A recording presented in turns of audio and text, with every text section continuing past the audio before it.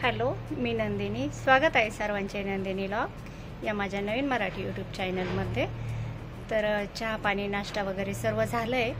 आता थोडा वेळ स्टेटस मेसेज वगैरे चेक करते, कारण आज माझ्या बऱ्याच नातेवाईकांचा बड्डे.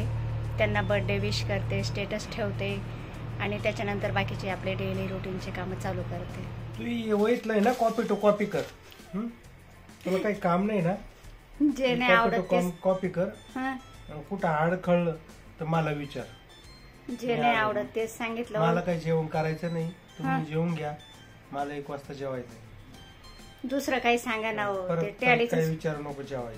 जेवायचं नाही विचारणार, पण ते टॅलीचं नका सांगू, दुसरं काही सांगा. त्याच्यामुळे तर बापाने तुला लग्नामध्ये शिलाई मशीन घेऊन दिलं. नाही दिलं. अहो नाही दिलं. खटराम खोटरूम दिलंच नाही दिलं. जेवायचंय तुम्हाला? नाही, मला 1 वाजता जेवायचं सांगितलं ना. किती वेळ सांग. येणार आहे तुम्ही भैरवनाथाला? तुम्हाला सोबत असलं तर बघा, नाही आलं तर कोणी हायचं.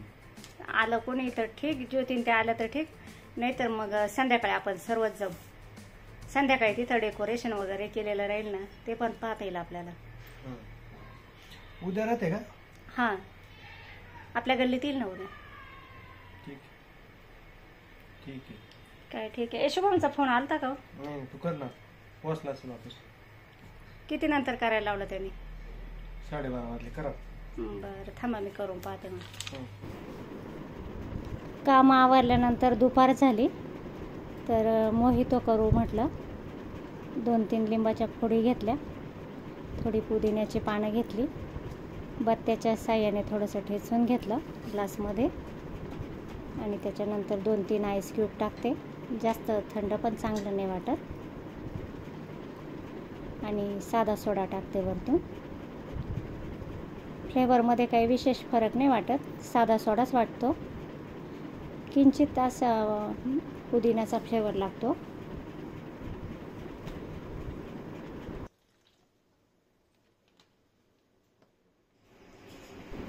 वरती लिंबाची स्लाइस ठेवून गार्निश केलं. घ्या. काय बनवलंय? मोहितो. छान आहे. नवीन रेसिपी का?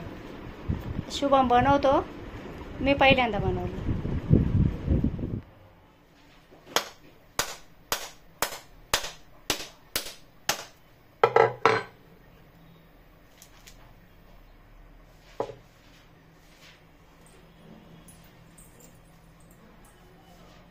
काढलेला कवठाचा पल्प कढईत टाकला.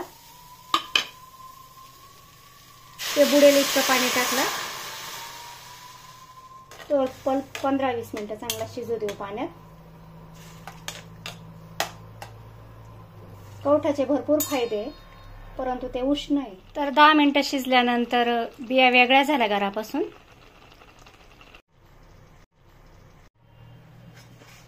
स्ट्रेनरमध्ये टाकून त्याचा पल्प काढून घेऊ, म्हणजे आपल्याला प्रमाण काढायला सोपं जाईल.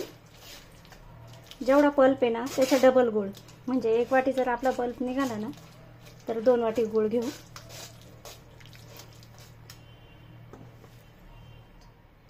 कवठाचा पल्प काढून झालाय आपला, तो 1 वाटी निघाला. त्याच्यासाठी 2 वाटी गुळ, थोडं मगजबी 2 चमचे, आणि 1 चमचा वेलची जायफळ पावडर घेतली.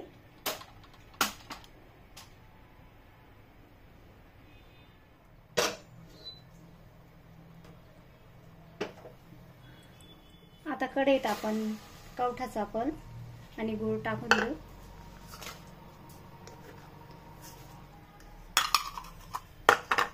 आणि मीडियम फ्लेमवर शिजू देऊ.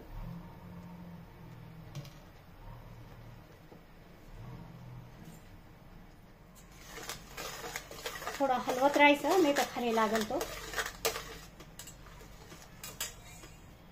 शिजत असताना असा फेस येईल, तो काढून नाही टाकायचा. जेली पाहिजे असेल तर 5-10 मिनिटात बंद केला गॅस तरी चालेल. आणि वड्या जर करायच्या असेल तर थोडं घट्ट होईपर्यंत शिजू द्यावं लागेल. या स्टेजमध्ये तुम्ही मगजबी आणि वेलची पावडर मिक्स केली तरी चालेल. मी थोड्या वेळाने करते. थोडंसं गावठी तूप टाकते, म्हणजे खाली चिकट नाही होते. आणि थोडंसं ताटलीला लावून ठेवते. तर बऱ्यापैकी घट्ट झाले. आता त्यात मगजबी टाकते आणि वेलची जायफळ पावडर टाकते.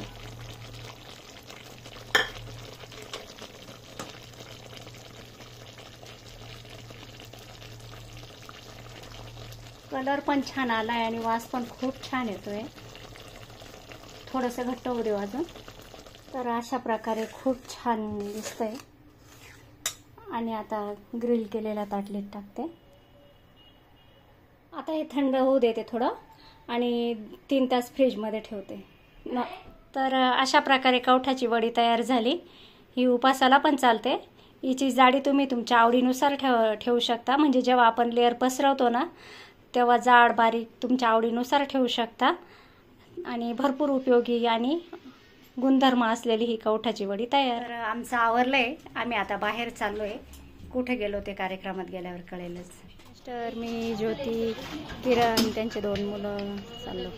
पोचलोय. ज्योती मी. सुरुवातीला गणपती बाप्पाचं छान दर्शन झालं. एंट्रीलाच एंगेजमेंटचा कार्यक्रम आहे. हॉटेल संस्कृतीला कार्यक्रम होता भगवानच्या मुलीचा. भगवान हा माझा पुतण्याच आहे. त्याच्याच मुलीचं नाव संस्कृती. कार्यक्रम त्यांनी त्यांच्या हॉटेलवरच ठेवला होता.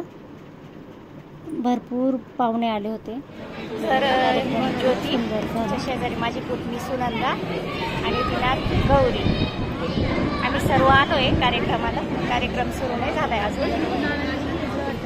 नवरी मुलगी नातच आहे. माझी सून योगिता 4 नंबरच्या जाऊबाई.